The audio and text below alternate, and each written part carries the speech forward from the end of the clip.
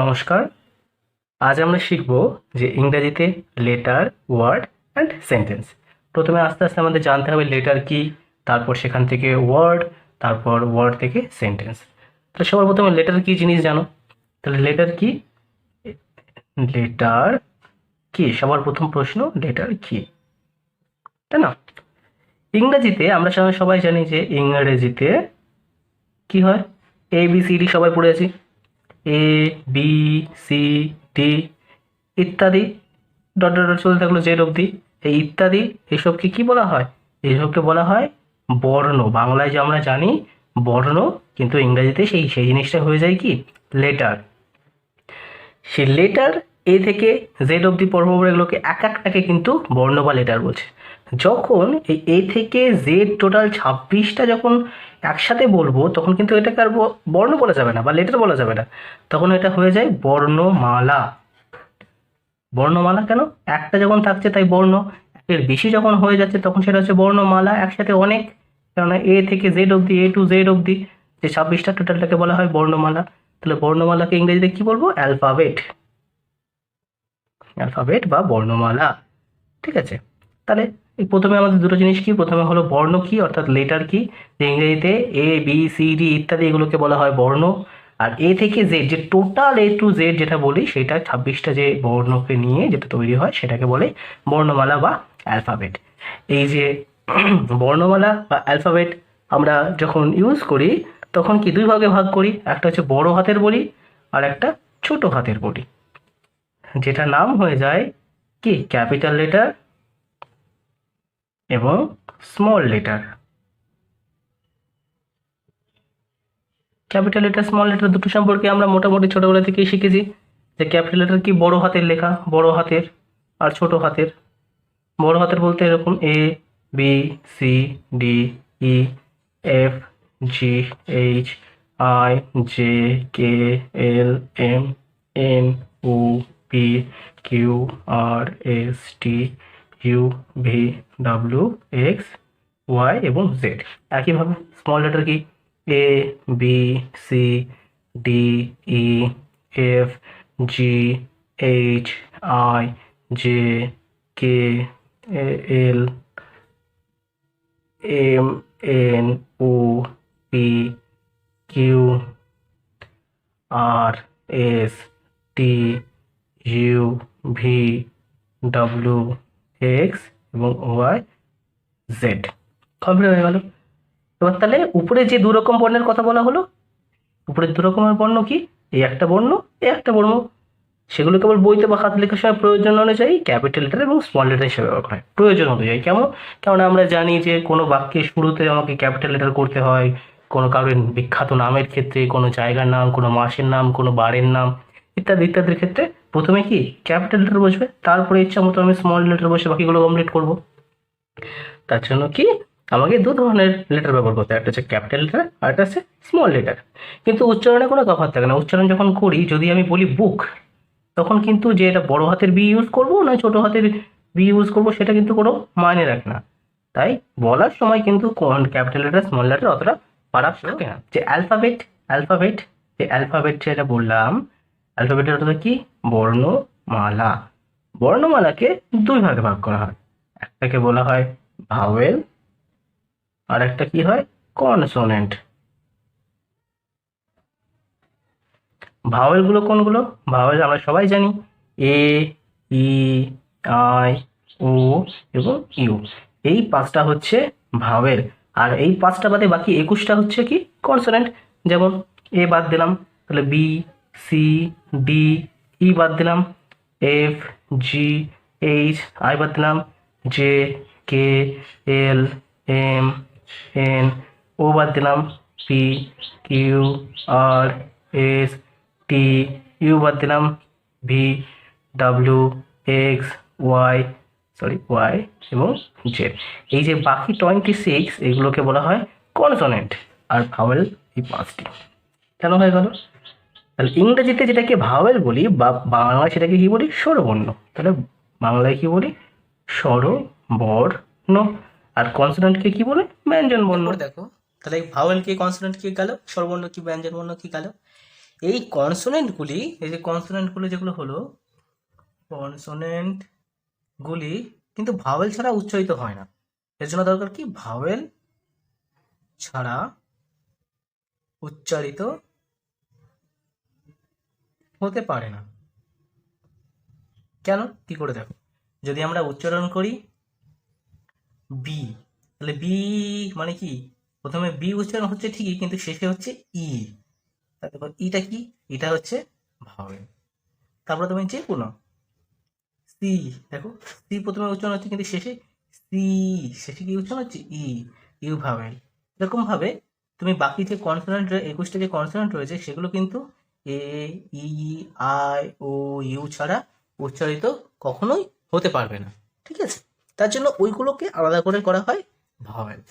বুঝতে পারলে ব্যাপারটা? তারপরে নেক্সট, তারপরে দেখো ভাওয়েলগুলি সাধারণত কিভাবে উচ্চারণ হয়। ভাওয়েলগুলো বা ভাওয়েলগুলি সাধারণত কিভাবে উচ্চারণ হয়, প্রশ্ন হচ্ছে এইটা, ভাওয়েলগুলো কি করে উচ্চারণ হয়, কিভাবে বা কি করে উচ্চারণ হয়। তাহলে কি এ, এ সবসময় উচ্চারণ হয় কি, অ এর উচ্চারণ হয়। অ এর উচ্চারণ কেন, যখন আমরা বলি অল কিংবা বল, তাহলে দেখো অ ল, তাহলে এটা কি উচ্চারণ, অ উচ্চারণ হয়ে গেল। বতে, বিতে ব হলো অ ল, তাহলে কি ব অ ল বল, তাহলে এটা কার উচ্চারণ হলো, অ এর উচ্চারণ হলো। এইভাবে আমি যদি কতগুলো উদাহরণ দিই, বল, কল, ফল, হল, টল, ইত্যাদি ইত্যাদি।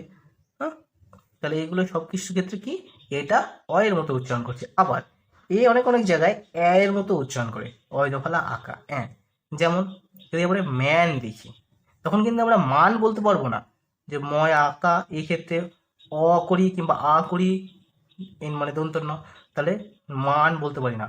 মান বলতে অন্য কিছু হয়ে গেল, মাওন বলতে পারি না। সেক্ষেত্রে কি বলবো আমরা, এটা ভুল।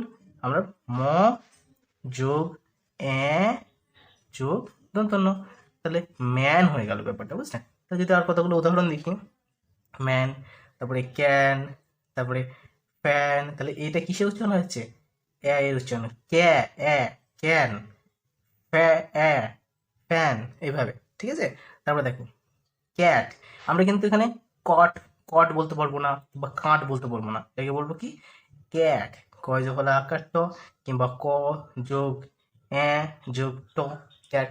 এইভাবে এইভাবে আগাবে। ঠিক আছে, আরো কতগুলো যদি উদাহরণ দেখি, র্যাট, র্যাট, হ্যাট, ইত্যাদি ইত্যাদি। ঠিক আছে, এক্সেট্রা। তাহলে এগুলো কি, এর উচ্চারণ হচ্ছে, অ এর উচ্চারণ হচ্ছে, অল, বল, কল, ফল, হল, টল। ঠিক মাত্র একইভাবে এর উচ্চারণ হচ্ছে, can, fan, cat, man, rat, hat, ইত্যাদি ইত্যাদি। হুম? অনেক অনেক সময় তাহলে কি, অ গেল, গেল, আবার কি উচ্চারণ হয়, আয়ের মতো উচ্চারণ হয়। ঠিক আছে, আয়ের মতো উচ্চারণ থাকে কি করে, রানী যদি পড়ি, রানী কাউনের নাম হলো রানী, তাহলে র, আর র হচ্ছে, এতে আঁকা উচ্চারণ হচ্ছে, এখানে কিন্তু আমি র্যানি বলতে পারবো না বা রনি বলতে পারবো না, এই ক্ষেত্রে এখানে আয়ের উচ্চারণ। তাহলে দন্ত নয়ে, এই সরি এনে দন্ত ন, আয়ে হস্যাই বা হস্যি। হুম, তাহলে কি দাঁড়ালো আমার, তাহলে এ এখানে কিসের উচ্চারণ করছে, আয়ের উচ্চারণ করছে। তাহলে এরকম কতগুলো উদাহরণ দেখি, তাহলে বাণী, তারপরে রাজা যদি করি, আ, রা, যা, বুঝতে পারছো? তাহলে রটা হচ্ছে রয় আঁকা হয়ে গেল, যেতে বর্গীর জয় আঁকা, তাহলে রাজা। তারপরে কার, সি এ আর, এখানে কিন্তু কেয়ার বলতে পারবো না, করও বলতে পারবো না, তাহলে এখানে এটা আই উচ্চারণ হচ্ছে, তাহলে সি এ আর, কার। তারপরে এবার যদি এখন করি, জার করি, ইত্যাদি ইত্যাদি রয়েছে, জার রয়েছে, পার রয়েছে, ইত্যাদি ইত্যাদি। ঠিক আছে, এবার এ গেল, এবার ই এর কাজ, ই কিংবা ছোট হাতের ই যদি লিখি, তাহলে ই এরও কিছু কিছু ক্ষেত্রে যে উচ্চারণগুলো আমরা করে থাকি সাধারণভাবে, যদি সিম্পল ভাবে জানি, এ এর উচ্চারণ করে, এ কিংবা এ কারের উচ্চারণ করে। হ্যাঁ, ঠিকইভাবে যদি অ এর যদি করি, অ এ, অ নয়, এতে অনেক সময় আকারের উচ্চারণ হয়। তাহলে এই যে আমি ধরো রাম করলাম, রাম, তাহলে কি র যোগ আ তো বুঝতে পারছি, যোগ ম তো হচ্ছে, এটাকে আ না করে একেবারে আ তো আমার এখানে করেছি যেহেতু, তাহলে এটাকে আমি একেবারে রয় আকা ম করতে পারি, তাহলে আকা ইউজ হচ্ছে কিসে, এতে আকা বা আকার যেটাকে বলি, আর এতে হয়ে যাচ্ছে একার। এ উচ্চারণ হয় বা একার উচ্চারণ হয়। যেমন উদাহরণ, বিইজি বেগ, এলইজি লেগ, পিইজি পেগ, ইত্যাদি ইত্যাদি। হলো? তারপরে এবার ই গেল, তারপরে আই। আয়ের উচ্চারণ কি? আয় অনেক সময় কিসের উচ্চারণ হয়? আমরা হর্ষিতে জানি, হর্ষি। হ্যাঁ, তাহলে দেখো, আয় কিসের উচ্চারণ হয়? হর্ষি কিংবা হর্ষয়। আর হর্ষি কিংবা হর্ষয় দিয়ে দেখি, তো যদি আমরা বলি বিগ, তাহলে এখানে আইটা কিসের উচ্চারণ হচ্ছে? হর্ষের উচ্চারণ হচ্ছে কিংবা হর্ষের উচ্চারণ হচ্ছে। দেখো, বয় হর্ষি গ বিগ, কিংবা এটাকে লেখা যায় বি, সরি, ব হর্ষয় আর গ। তাহলে হর্ষয় আমরা বাংলায় শিখেছি হর্ষয় হর্ষি হয়, ঠিক আছে, দীর্ঘয় দীর্ঘি হয়, আকারে আ হয়, ইত্যাদি ইত্যাদি। তাহলে যদি এখানে বয় হর্ষয় গ, তাহলে বিগ হয়ে গেল। আর কতগুলো উচ্চারণ উদাহরণ দেখি, বিগ, পিগ, দিগ, হয়ে গেল। তারপরে আরো যদি বলি পিন, বলি পিআইএন, পিন, এখানে পয় হস্যি দন্ত ন পিন যাচ্ছে, পয় হস্যি গ পিক গেল, ডিআইজি ডয় হস্যি গ ডিগ, তাহলে হস্যি বা হর্ষয় উচ্চারণ হয়। আর একটা কি উচ্চারণ হয়? আয়ের ক্ষেত্রে, আয়ের ক্ষেত্রে আই বলেই উচ্চারণ হয়। আই বলে উচ্চারণ দেখি, তাহলে কি কি? দেখো, আছে আমার বাইন্ড, বিআইএনডি। তখন কিন্তু বিন্ড বলতে পারবো না, বিন্ড বলতে পারবো না, তখন বলবো কি? বাইন্ড, বয়কা হর্ষয় দন্ত নয় ডয়। সেটাকে বাংলায় কি? ব যাচ্ছে আই, তারপরে দন্ত নয় ডে, বাই, বাইন্ড হচ্ছে। তাহলে এরকম কতগুলো উদাহরণ দিই, বাইন্ড, পাইন্ড, তারপরে কাইন্ড, ইত্যাদি ইত্যাদি হলো, ইত্যাদি ইত্যাদি। দেখো নেক্সট, তারপরে দেখো আমাদের আই গেল, এবার হচ্ছে ও। ও বড় হাতেরও ছোট হাতেরও যাই হোক, আর বাংলায় উচ্চারণ কি হয়? ও দিয়ে। তাহলে ধরো আমার প্রথমে সিম্পল জি ও কি হবে? ও হয় কিংবা ওকার হয়, একার আর আকার ওকার। তাহলে দেখো, গো যখন বলবো তখন গয় ওকারে গো, হুম, কিংবা এর আবার যদি লেখা যায় গ যোগ ও, গো, তাহলে ওটা কিসে উচ্চারণ হচ্ছে? ও, ওতে কিংবা ওকারে উচ্চারণ হচ্ছে। এবার গো এর সাথে সাথে আরো দেখি, তো, নো, কিংবা নো দিয়ে আবার নোবেল, তাহলে কি হচ্ছে? দন্ত নয় করে নো, সরি, এটা দন্ত সয় করে শো, দন্ত নয় করে নো, আর এটা কি? নো বেল, ইত্যাদি ইত্যাদি হলো। তারপরে ওর সাথে ও উচ্চারণ বা ওকার উচ্চারণ করলো। আবার কি করা যায়? ও এর সাথে আবার কখনো সময় আয়ের উচ্চারণ হয়, ওতে আবার কখনো কখনো আয়ের উচ্চারণ হয়। যেমন ধরো আমার আছে কাম, তখন কিন্তু আমি কোম বলতে পারবো না, তখন কিন্তু কোম বলতে পারবো না, তাহলে এটা ভুল হবে। তখন হয়ে গেল কি? কয় আকা মকাম। তাহলে ও এর উচ্চারণটা কিসের সাথে গেল? আকার কিংবা আয়ের সাথে হলো। তারপরে এরকম দেখি কতগুলো উদাহরণ, কাম গেল, তারপরে সাম, তারপরে লাভ। লাভকে কিন্তু আমরা লভ বলতে পারবো না, তখন কি আমরা লাভ বলি।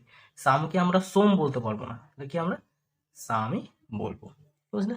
তারপরে দেখো, এবার যদি ইউ এর উদাহরণ দেখি, U, capital U small U, তাহলে ইউ এর উচ্চারণ কি হচ্ছে? ইউ এর উচ্চারণে দেখবো প্রথমে কি? হস্য হবে, কেননা ইউ আমরা হস্য কিংবা দীর্ঘ উচ্চারণ হয় অনেক সময়, তাই না? তাহলে হস্য দীর্ঘ কি? পুট। তাহলে পতে, পিতে প, ইউতে হস্য, টিতে ট। তাহলে দেখো, হস্য কিংবা, সরি, এখানে হস্যকার দিয়ে দিই, হস্যকার কোনো কিছু হস্যকার। তাহলে এটাকে আবার যদি এরকম লিখি, তাহলে পয় হস্য টপুট হয়ে গেল। তাহলে ইউটা কিসের উচ্চারণ হলো? হস্য হলো, দীর্ঘ হলো, কিংবা হস্যকার কিংবা দীর্ঘকারের উচ্চারণ এরকম হয়, ঠিক আছে? আর কতগুলো উদাহরণ দেখি, পুট, তারপরে ফুল, বুল, ইত্যাদি ইত্যাদি।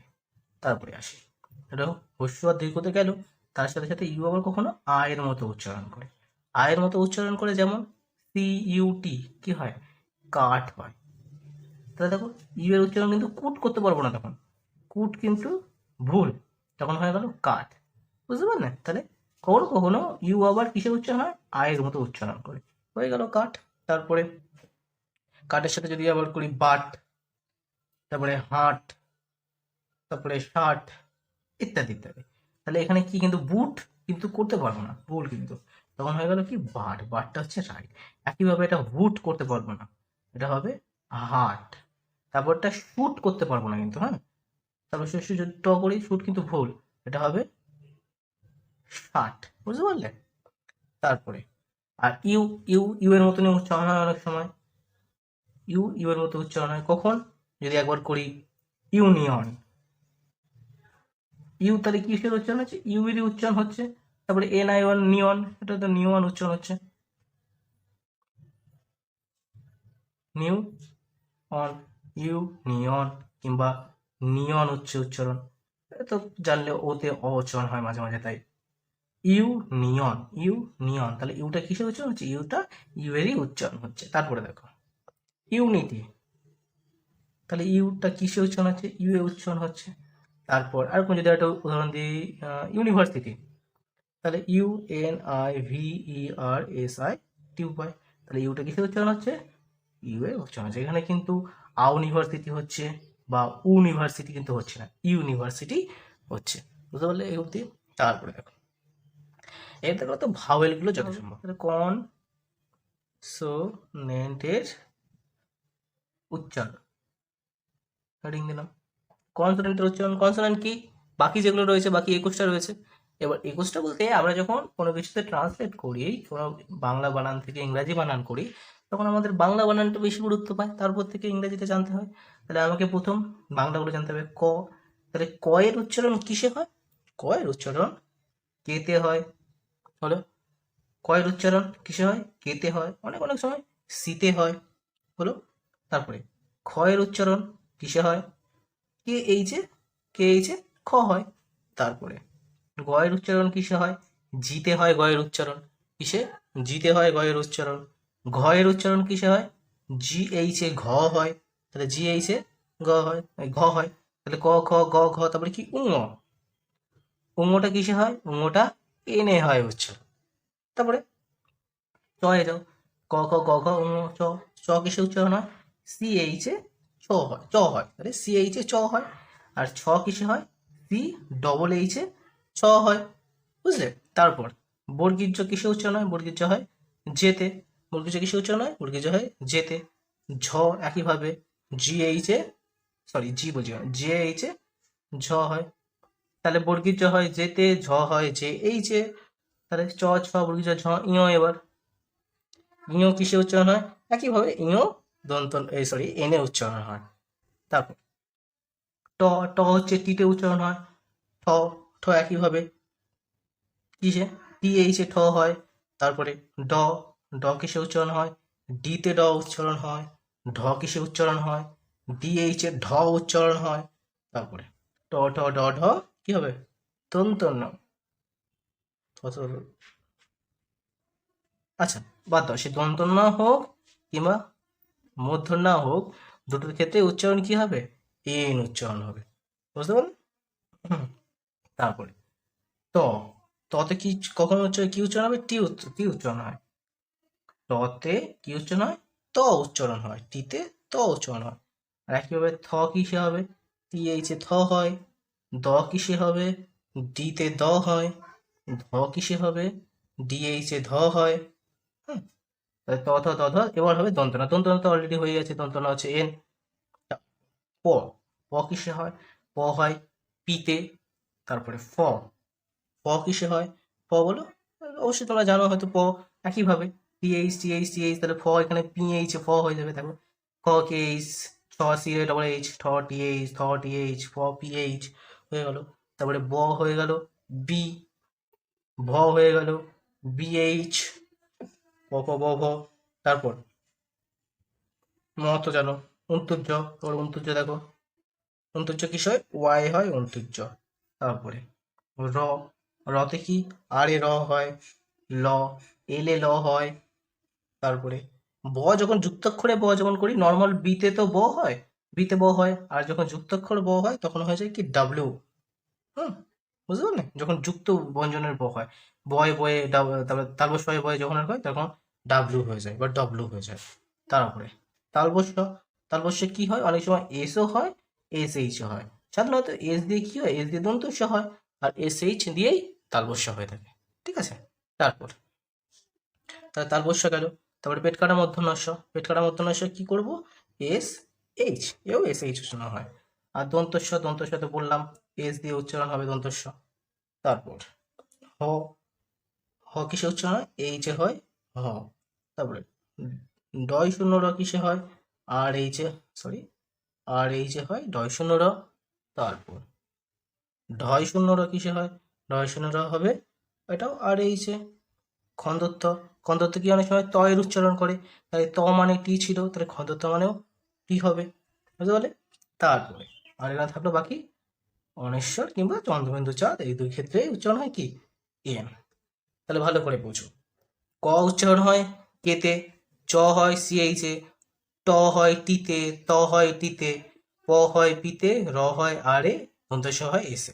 তাহলে এর মধ্যে কতগুলো মিল আছে। ক এর সাথে খ, যেমন কেতে ক, খতে হচ্ছে কে এইচে খ, সি এইচে চ, সি ডবল এইচে ছ, টিতে ট, টি এইচে ঠ, টিতে ত, টি এইচে থ, ট ঠ আর ত থ, অনেকটা মিল রয়েছে। তারপরে ডতে ডি, ঢতে ডি এইচ, বর্গের যাতে জে, ঝতে জে এইচ, এটা এইচ। তারপরে গতে জি। আর কিছু ইম্পর্টেন্ট জিনিস দেখো, বাংলায় যেমন কতগুলো যুক্তাক্ষর থাকে, যুক্তাক্ষর মানে ধরো কয় মধ্যাহ্নস্বর ক্ষীয় থাকলো, এই কয় মধ্যাহ্নস্বর ক্ষীয়টাকে, এটাকে আমরা বাংলায় তো লেখা যায় আরাম ঠিকঠাক ভাবে, কিন্তু ইংরেজির ক্ষেত্রে কি হয়ে যায়, ইংরেজির ক্ষেত্রে সেটা ভেঙে যায়, তাহলে ভেঙে গিয়ে কে, এস, এইচ এরকম ভাবে আলাদা আলাদা হয়ে যায়, ঠিক আছে? তারপর ধরো আছে ইয় বর্গের জয়, ইয় বর্গের জয়, এটা কি যেমন এরকম রয়েছে, আমরা তো এটাকে চাইলে যে এন লিখে নিচে জে লিখবো, এরকম কিন্তু কখনোই হয় না। ইয় বর্গের জয় লিখতে হলে আমাকে এন জে লিখতে হয়। তারপরে একইভাবে দেখো যে পেটকাটার মধ্যাহ্ন ছয় মধ্যাহ্ন যদি এরকম লিখি, তাহলে কি লিখবো? S H N. তারপরে দেখো তালবস ছয় বয়ে যদি করি, তালবস ছয় বয়ে, তালবস ছয় বয়ে যদি করি, তখন কি করবো? S W. যেমন আগেই বলেছি এখানে যুক্তাক্ষরে কি হলো, হ্যাঁ যুক্তাক্ষর বর্ণেতে ডাব্লু হয়, ঠিক আছে? তাই সেই অনুযায়ী তালবস ছয় বয়ে তাহলে এস ডাব্লু হলো, আচ্ছা ইত্যাদি। তারপরে দেখো, তারপরে আসি ওয়ার্ডে। তাহলে গেল আমার লেটার, গেল লেটার সম্বন্ধে যা কিছু তথ্য গেল। এবার আসছে word. Heading the word. Word কথার অর্থ কি? শব্দ। তাহলে ওয়ার্ড কাকে বলে আগে জানতে হবে, যে কতগুলি, কাকে বলে এটা, হ্যাঁ, কতগুলি লেটার পাশাপাশি বসে যদি একটি অর্থপূর্ণ ভাবে, যদি একটি অর্থপূর্ণ ভাবে, একটিটা বাদ দিলেও হতো, ঠিক আছে, যদি একটি অর্থপূর্ণ ভাবে প্রকাশ করে, তাহলে সেই বর্ণ সমষ্টিকে একটি ওয়ার্ড বা শব্দ বলে, হলো, শব্দ বলে বা বলা হয়, ইত্যাদি ইত্যাদি। দেখি কতগুলো লেটার পাশাপাশি বসে যদি একটি অর্থপূর্ণ ভাবে প্রকাশ করে, তাহলে সেই বর্ণ সমষ্টিকে একটি ওয়ার্ড বা শব্দ বলে। বা একটি অর্থপূর্ণ ভাবে না করে যদি একটি অর্থ প্রকাশ করে লিখি, তাও হবে, অর্থ প্রকাশ করে, এইটুকু যদি বাদ দিই আমি, অর্থ প্রকাশ করে, তাহলে সেই বর্ণ সমষ্টিকে একটি ওয়ার্ড বা শব্দ বলে। তাহলে কিন্তু অর্থ প্রকাশ না করলে কিন্তু ওয়ার্ড বা শব্দ হলো না। দেখো, অর্থ, এটা কিন্তু মনে রাখতে হবে, অর্থ প্রকাশ মানে কিন্তু হতে হবে, অর্থ প্রকাশ না হলে সেটাকে ওয়ার্ড বা শব্দ বলা যাবে না, বুঝলেন? যেমন যদি ধরি আমি, যেমন যদি যাই এক্সাম্পল, যে আমার বয় বলছি, তাহলে বয় মানে কিন্তু আমরা জানি যে বালক, তাহলে কি এটার অর্থপূর্ণ মানে রয়েছে? বয় মানে বালক, এটা কিন্তু ওয়ার্ড হয়, তাহলে এটা কিন্তু ওয়ার্ড, ওয়ার্ড হয়। এবার যদি আমরা করে দিই ও ওয়াই বি, ও ইউ বলে করে দিচ্ছি, শব্দ হয় না, তাহলে এটা কিন্তু কোনো মানে নেই, ঠিক আছে? মানে না হয়, তাই অর্থপূর্ণ মানে হচ্ছে না কিন্তু এটা, তাই কিন্তু ওটা ওয়ার্ড নয়, এটা কিন্তু তাহলে ওয়ার্ড হলো না। সেরকম যদি book, pen, teacher, father, mother, brother, sister, hand, head ইত্যাদি যদি থাকে, বর্ণ সমষ্টি কিন্তু অর্থ প্রকাশ করছে, কিন্তু এগুলো এগুলো নির্দিষ্ট একটা মানে আছে, সেই জন্য এগুলোকে ওয়ার্ড বলে। আর যেগুলো নির্দিষ্ট কোনো মানে নেই, কোনো উচ্চারণ নেই, উচ্চারণ ধরো আমরা করে ফেলতে পারবো, কিন্তু যার কোনো মানে নেই সেটাকে কি কোনো মতেই আমরা শব্দ বলতে পারবো না। হলো, গেল। তারপরে আসো, তারপরে এই যে তাহলে ওয়ার্ড কি, ধরো কতগুলো যে বর্ণ লেটার পাশাপাশি বলেছি, তো আর একটুখানি বুঝে নাও। কতগুলো লেটার পাশাপাশি বলছে, এই যে বি কিন্তু একটা লেটার, ও একটা লেটার, ওয়াই কিন্তু লেটার, হ্যাঁ। এই যে পরপর বি ও ওয়াই বসেই তো একটা শব্দ হচ্ছে। হুম, তাহলে বি কিন্তু লেটার একটা, এটাও কিন্তু ও একটা লেটার ছিল, ওয়াই একটা লেটার ছিল, বি একটা লেটার ছিল, কিন্তু লেটার পরপর বসলেই কিন্তু শব্দ হয়ে গেল না। তাহলে কি আমার লেটার পরপর বসতে হবে, নিয়ম কি, লেটার পরপর বসতে হবে, একটা অর্থপূর্ণ মানে মানে হতে হবে, একটা অর্থ হতে হবে, মানে শব্দার্থ যুক্ত একটা শব্দ হতে হবে, তাহলে তখন সেটাকে বলবো আমরা ওয়ার্ড। গেল। ওয়ার্ডের পরে আসবে এবার কি, সেন্টেন্স।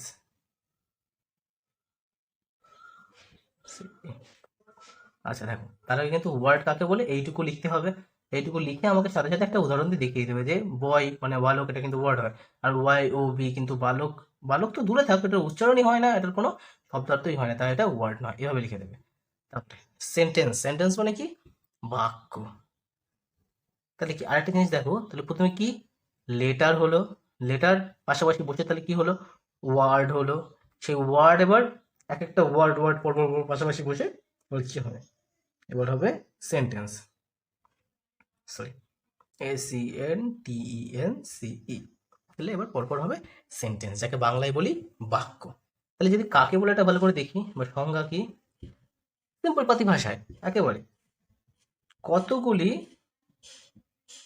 কতগুলি কি, এক বা দুইয়ের বেশি, তিনটে চারটে পাঁচটা ছটা যতগুলো খুশি, কতগুলি কি ওয়ার্ড বা শব্দ পাশাপাশি বসে কোনো একটি পরিষ্কার অর্থ প্রকাশ করলে তাকে সেন্টেন্স বলে। এত সাধারণ একটা সংজ্ঞা গেল, কতগুলি ওয়ার্ড বা শব্দ পাশাপাশি বসে কোনো একটি পরিষ্কার অর্থ প্রকাশ করলে তাকে সেন্টেন্স বলে। যেমন একটা উদাহরণ দিই, দেখি, the boy is eating rice, ছেলেটি ভাত খাচ্ছে, তাহলে কি দা বয়, এগুলো কি এক একটা শব্দ, দা বয় ইজ ইটিং রাইস, তাহলে এগুলো কি এক একটা শব্দ, এটা একটা শব্দ, বা এটা একটা ওয়ার্ড, এটা একটা ওয়ার্ড, এটা একটা ওয়ার্ড, এটা একটা ওয়ার্ড, এটা একটা ওয়ার্ড, পাশাপাশি পাশাপাশি বসেছে, এদিক ওদিক নয়, কিন্তু একটা পাশাপাশি বসতে হবে এবং নির্দিষ্ট একটা অর্থ প্রকাশ করতে হবে, যে ছেলেটি ভাত খাচ্ছে, এটা একটা নির্দিষ্ট অর্থ হয়েছে, তাই এটাকে সেন্টেন্স বলছি। এটা কিন্তু যদি ছেলেটি ভাত হয় খায় এরকম বললে কিন্তু সেটা কিন্তু সেন্টেন্স হবে না, বুঝলেন। আমাকে পাশাপাশি বসাতে হবে এবং একটা নির্দিষ্ট অর্থপূর্ণ বাক্য করতে হবে, তা না হলে এটাকে সেন্টেন্স বলতে পারবো না। আর যদি এটা ভালো করে, যদি সেন্টেন্সটা আরো ভালো করে বলা যায়, যে পিসি দাসের লেখা, পিসি দাসের যদি সংজ্ঞাটা ভালো করে বলা যায়, তাহলে কি হবে, পিসি দাস কি বলেছেন, যে যে শব্দ বা সমষ্টিকে, ভালো করে লিখছি, যে শব্দ, শুধু শব্দ কিন্তু অনেক সময় সেন্টেন্স হিসেবে ইউজ করা হয়, তো আমি বলছি পড়ে। যেমন ইয়েস যদি বলি, কোনো কিছু স্যার একটা প্রশ্ন বললো, তখন বললাম হ্যাঁ, ওই হ্যাঁটা কিন্তু পুরোটা বাক্যের মতনই কিন্তু আচরণ করছে, তখন কিন্তু একটা শব্দ হয়ে গেল, ঠিক আছে। তাহলে যখন কাকে বলেতে, তাহলে দেখি যে শব্দ বা শব্দ সমষ্টি, শব্দ সমষ্টি মানে অনেকগুলো সমষ্টি, এই শব্দ একসাথে কোনো একটি উম, কোনো একটি, আচ্ছা, কোনো একটি প্রসঙ্গে পরিষ্কার অর্থ প্রকাশ করে, কমা, তাকে সেন্টেন্স বা বাক্য বলে। তাহলে কি, যে শব্দ বা শব্দ সমষ্টি কোনো একটি প্রসঙ্গে পরিষ্কার অর্থ প্রকাশ করে তাকে সেন্টেন্স বা বাক্য বলে, বুঝলেন। তাহলে এটা যদি আমি ইংরেজিতে বলি, তাহলে কি, a word or a group of word, কেন কি, যে শব্দ, এ ওয়ার্ড, অথবা গ্রুপ অফ ওয়ার্ড মানে কি, শব্দ সমষ্টি। তাহলে group of words having a clear meaning in a given context is called a sentence.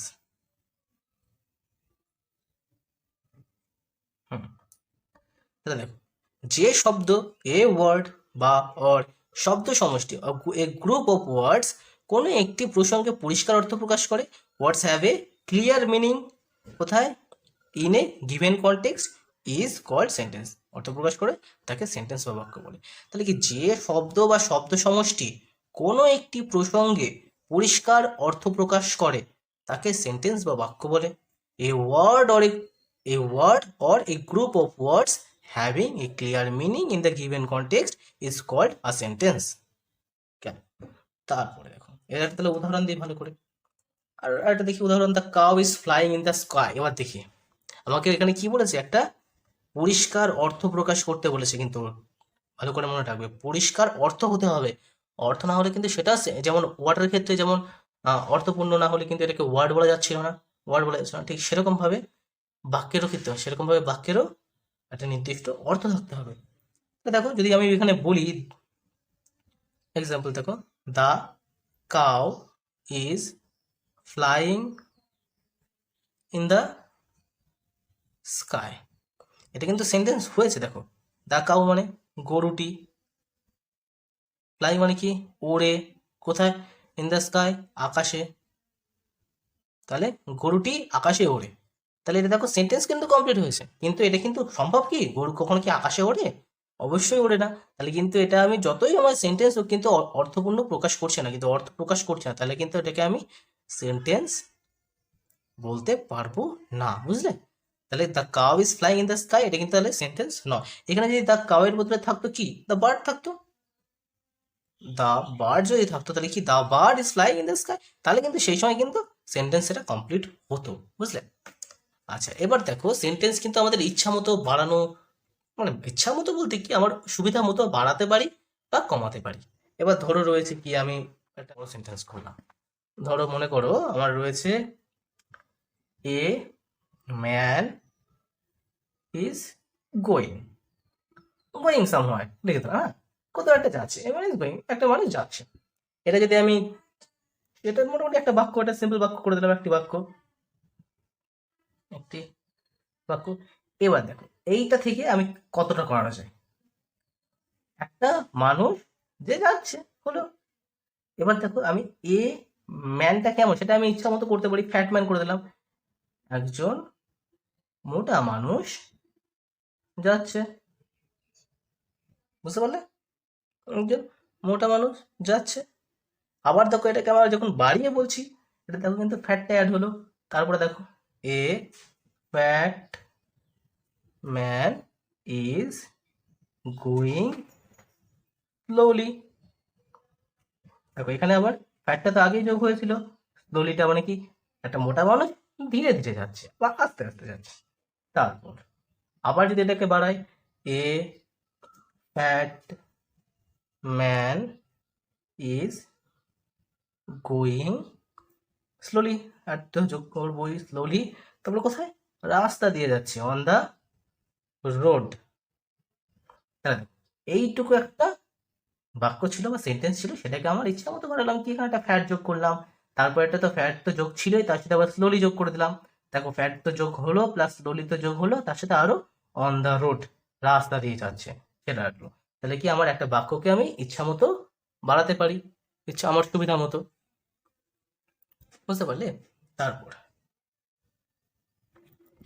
হ্যাঁ, যেটা বলছিলাম যে দেখো, আমরা শব্দ সমষ্টি একটা সিঙ্গেল শব্দ যে সংজ্ঞায় বললাম না, যে পিসিদাস যেটা বলেছে, যে যে শব্দ বা শব্দ সমষ্টি, যে শব্দ কেন বললো, যে আমরা প্রথমে যে সেন্টেন্সের সংজ্ঞাতে পেলাম যে কতগুলি ওয়ার্ড বা শব্দ পাশাপাশি বসে কোনো একটি পরিষ্কার অর্থ প্রকাশ করে, তাহলে একটা বসবে না, অনেকগুলো শব্দ বসবে।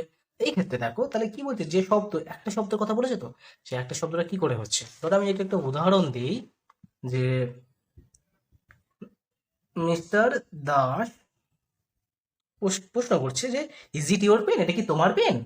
দেখি, মিস্টার দাস প্রশ্ন করছে যে ইজ ইট ইউর পেন, এটা কি তোমার কলম? তখন যদি কারোর হয়ে থাকে, তাহলে ধরো আছে রাম আছে, তখন রাম বলতে হচ্ছে হ্যাঁ এটা আমার পেন। এত কিছু না বলে কিন্তু সিম্পল ভাবে বলেছে যে ইয়েস, হ্যাঁ, পুরোটা না বলে কিন্তু শুধু এইটুকু বললে হয়ে যায় যে হ্যাঁ এটা আমার পেন। আমার পেনটা কিন্তু মনে মনে বুঝিয়ে দিল যে এটাই আমার পেন। তাহলে কিন্তু রাম জাস্ট বললো ইয়েস, এটাও কিন্তু একটা সেন্টেন্স রূপে কাজ করে।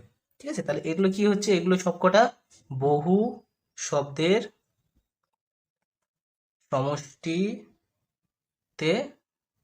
বাক্য। আর এটা শুধু কি একটি শব্দই বাক্য পরিণত হয়ে গেল। ঠিক আছে, একটি শব্দই বাক্যে পরিণত হলো, গেল। তাহলে তারপরে কতগুলো এবার কোশ্চেন, এবার এখান থেকে যতগুলো কোশ্চেন হওয়ার কথা সেই কোশ্চেনগুলো দেখি। এতক্ষণ পর্যন্ত যা যা হলো প্রতিটা থেকে কোন কোশ্চেন আসতে পারে পরীক্ষায়, কোনগুলো ইম্পর্টেন্ট, মানে সবই তো ইম্পর্টেন্ট, সে জানলে যে সবই শিখলে। এবার হচ্ছে কোনটা এর মধ্যে করতে হবে, সাধারণত আসে কোনগুলো পরীক্ষায়। চলো ঠিক আছে, তাহলে দেখো এবার কোশ্চেনগুলো কি বলেছে, ইংরেজিতে মোট কতগুলো লেটার আছে। তাহলে আমরা ইংরেজিতে এ থেকে জেড অব্দি মোট কতগুলো লেটার রয়েছে, 26টি বা 26টি। ক্যাপিটাল লেটার এবং স্মল লেটার বলতে কি বোঝো? ক্যাপিটাল লেটার স্মল লেটার কি, যেগুলো বড় হাতের বর্ণগুলিকে বলা হয় ক্যাপিটাল লেটার, আর ছোট হাতের বর্ণগুলিকে বলা হয় স্মল লেটার। তাহলে যদি আমি লিখি পরীক্ষাতে কি লিখবো, হেডিং দেবা যে ক্যাপিটাল লেটার বলে লিখবা লেটার হাইফেন। তাহলে কি, বড় হাতের বর্ণগুলিকে বলা হয়, বড় হাতের বর্ণগুলিকে বলা হয় ক্যাপিটাল লেটার। আর যদি আমি উদাহরণ দেওয়ার সাথে সাথে উদাহরণ কোনো কিছু লেখার পরই যদি আমি এক্সাম্পল দিতে পারি, তাহলে কিন্তু নাম্বার কাটার কোনো জায়গা থাকে না। এক্সাম্পল দিলাম, কি দেবো, এ লিখে দিলাম, বি লিখে দিলাম, সি ইত্যাদি ইত্যাদি, জেড, এগুলো হচ্ছে ক্যাপিটাল লেটার। এবার দিলাম আরেকটা খুব করি, স্মল লেটার, একটু ডিপ করে দিই, এল ই টি টি ই আর, স্মল লেটার। স্মল লেটার কি কি রয়েছে, যে ছোট হাতের হাতের বর্ণগুলিকে বর্ণগুলিকে বলা হয় স্মল লেটার। ওকে, তাহলে স্মল লেটার গুলো কি কি, এক্সাম্পল যদি দিই, তাহলে ছোট হাতের এ, ছোট হাতের বি, ছোট হাতের সি, এরকম ভাবে ছোট হাতের জেড অবধি, এগুলো হচ্ছে স্মল লেটার। এবার দেখো তারপরে আছে কি, তারপরে কোশ্চেন, এটা কিন্তু ইম্পর্টেন্ট। হ্যাঁ, এই ক্যাপিটাল লেটার তো গেল, ইংরেজিতে মোট কতগুলো, এটা অতটা ইম্পর্টেন্ট না, সবাই জানে বলে তাই। দেখো এবার হচ্ছে প্রশ্নে আছে ভাওয়েল কাকে বলে। ভাওয়েল কি, আমরা তো সবসময় নর্মালি জেনে যাইনি এই এগুলো ভাওয়েল, কিন্তু যখন কাকে বলে তখন কিভাবে লিখবো, এইভাবে একটু লেখা যায় যে কনসোনেন্ট গুলো যেগুলি ছাড়া উচ্চারিত হতে পারে না, তাকে ভাওয়েল বলে। কারণ আমরা প্রথমেই জেনেছি কনসোনেন্ট এগুলোর ক্ষেত্রে কি শেষে শেষে কিংবা প্রথমে ভাওয়েল উচ্চারণ হবে, তা না হলে কনসোনেন্ট গুলো মানে তা না হলে কনসোনেন্ট গুলো উচ্চারণই হবে না। যেমন এ বলতে, সরি এ তো ভাওয়েল হয়ে গেল, বি বলতে গেলাম বি, তাহলে শেষে ই উচ্চারণ হচ্ছে, তাহলে ই যদি না হতো তাহলে কি বি লেখাটা পুরোপুরি সম্পূর্ণ হতো না, উচ্চারণটা কমপ্লিট হতো না। এই কারণে তাহলে কি কনসোনেন্ট গুলো যেগুলি ছাড়া উচ্চারিত হতে পারে না বা উচ্চারণ হওয়া সম্ভব নয়, তাকে ভাওয়েল বলে। এবার বলছে কয় প্রকার, তাহলে ভাওয়েল কয় প্রকার বলতে এখানে চল কয় প্রকার কোশ্চেনটা ভুল দিয়েছে, সেটা কি কি লিখতে হবে। তাহলে কি কি, আমরা তো জানি এ, ই, আই, ও এবং ইউ, এই কটা হচ্ছে ভাওয়েল। এবার কনসোনেন্ট কাকে বলে, কনসোনেন্ট কাকে বলে, বলো যে ইংরেজি বর্ণমালায় ইংরেজি বর্ণমালায় 5টি ভাওয়েল ব্যতীত 21টি বর্ণকে কনসোনেন্ট বলে। তাহলে কয় প্রকার না কয়টি যদি লিখতো তাহলে আবার হতো, কয়টি হচ্ছে 21টি। কি কি, যদি কি আবার বলে থাকে তাহলে আমাকে লিখে দেখাতে হবে, তা না হলে হবে না। ছোট হাতের যদি করি তাহলে সরি এ হবে না, বি সি ডি ই হবে না, এফ জি এইচ আই হবে না, J K L M N O sorry O হবে না, P Q R S T U হবে না, V W X Y Z. হয়ে গেল এই কটা, তাহলে হয়ে গেল কনসোনেন্ট। তারপরে অ্যালফাবেট কি, তারপরে বলেছে অ্যালফাবেট কি। তাহলে দেখো অ্যালফাবেট কি, প্রথমে শিখলাম যে অ্যালফাবেটটা কি, যে আমরা এ বি সি ডি এগুলো থেকে বলা হয় কি, এগুলোকে বলা হয় লেটার, এগুলোকে বলা হয় লেটার। এই এ থেকে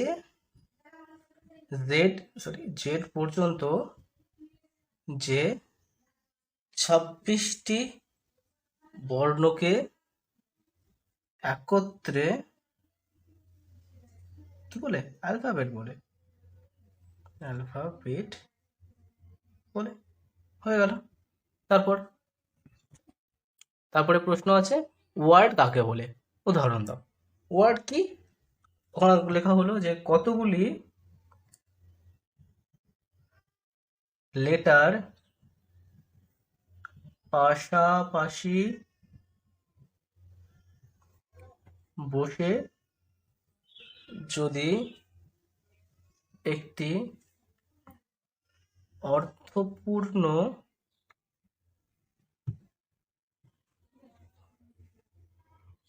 অর্থপূর্ণটা বাদ দিই, ঠিক আছে, অর্থ প্রকাশ করে তাহলে সেই বর্ণ সমষ্টিকে ওয়ার্ড বলে। সাথে সাথে উদাহরণ এক্সাম্পল কি দেবো, একইভাবে যেটা বয় দিয়েছিলাম সেটা যদি বয়টা বাদ দিয়ে যদি করি, এবার বুক যদি দিই, তাহলে বুক কি পাশাপাশি কতগুলো লেটার বসেছে, বসে একটা কি নির্দিষ্ট অর্থ, অর্থাৎ বই জানি আমরা, বই তৈরি করেছে। এবার যদি এটাকে তাহলে কি বলবো, এটাকে ওয়ার্ড বলা যাবে। কিন্তু যদি আমি কে ও বি ও যদি করি তাহলে কিন্তু এর মানে আমরা জানি না বা এর মানে হয় না, তাহলে এটি ওয়ার্ড বলা যাবে না। বুঝতে পারলে? তারপরে দেখো সেন্টেন্স কাকে বলে। সেন্টেন্স দুটো সংজ্ঞা লিখলাম একটু, সেন্টেন্স একটা সহজ হবে, একটা কঠিন হবে। কঠিন হবে না, পিসি দাসটা পারফেক্ট করেছে, তাহলে পিসি দাসেরটা মুখস্থ করবে, ঠিক আছে। যে শব্দ বা শব্দ সমষ্টিকে শব্দ সমষ্টি কোনো একটি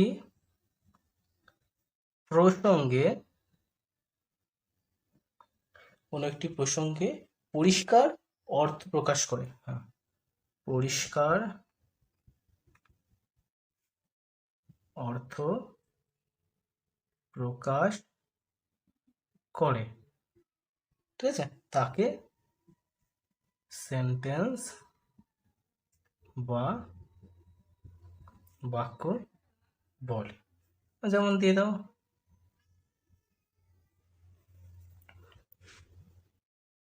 Ram play with his friend. Ram play with his friend, Ram সে তার বন্ধুর সাথে খেলে। এটা একটা হয়ে গেল সেন্টেন্সের উদাহরণ। কমপ্লিট, শেষ। তাহলে আজকে আপাতত এই পর্যন্ত, দেখা হচ্ছে পরের ভিডিওতে।